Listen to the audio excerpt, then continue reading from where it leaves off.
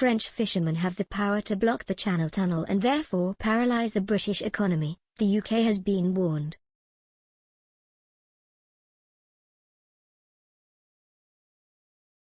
The Brexit row over licenses to fish in British waters escalated on Friday as French fishermen temporarily blockaded the port of Calais and Channel Tunnel in a bid to disrupt the transport of goods between France and the UK.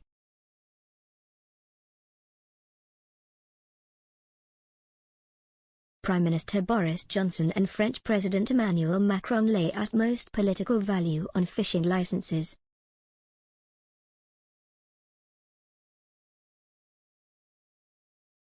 As part of the Brexit deal, Britain and the EU agreed upon a licensing system to grant fishing vessels access to each other's waters.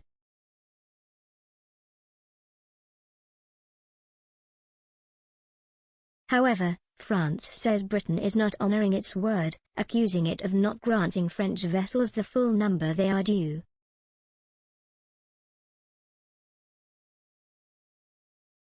Last week, France said it was still waiting for 150 licenses from Britain and the Channel Islands.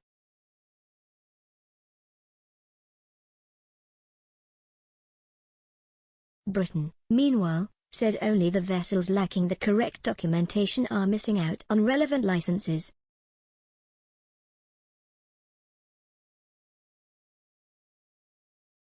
Jean-Luc Hall, Director General of the National Committee for Maritime Fisheries and Marine Farming, said, the UK is the only one to benefit 100% from the agreement reached last December 24.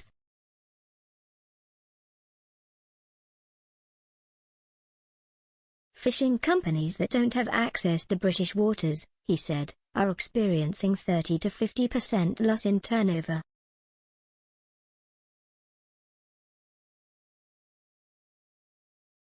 He complained, it is not normal that 11 months later we are still at the same point on a number of issues.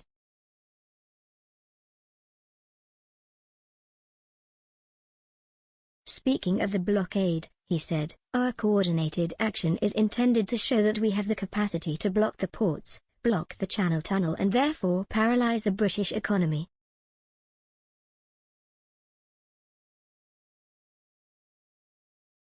The idea is not to cause harm, but to show that we have the capacity to react.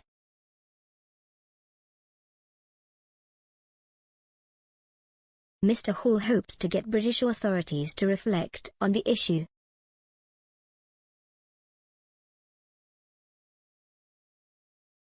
Olivier Lepreter, president of the Hauts-de-France Regional Fisheries Committee, said, it's been a long time since we've seen such motivation in the profession because everyone is afraid for their future.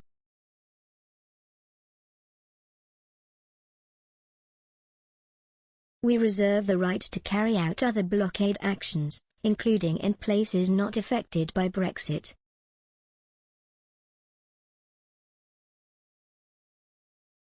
It comes as the European Commission, which has been mediating the talks between the two nations, urged the UK to resolve the fisheries issue by December 10.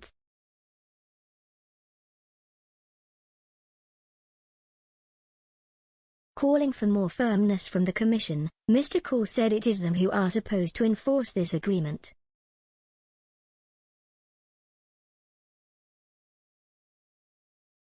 He described the December 10 ultimatum as a first encouraging sign.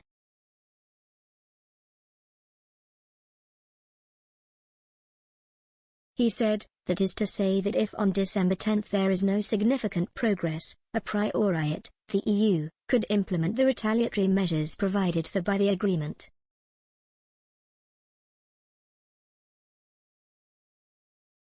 In a leaked letter to Commission President Ursula von der Leyen last month, French Prime Minister Jean Castex said, if no satisfactory solution is found in this context, the European Union will have to apply Article 506 of the Trade and Cooperation Agreement and take corrective measures, in a manner proportionate to the economic and social damage resulting from the breaches.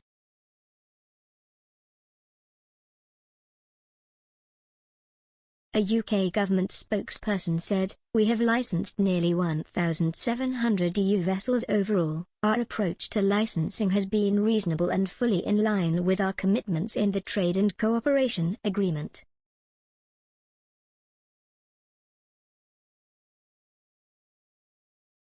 A Downing Street spokesman added, "We are disappointed by the threats of protests.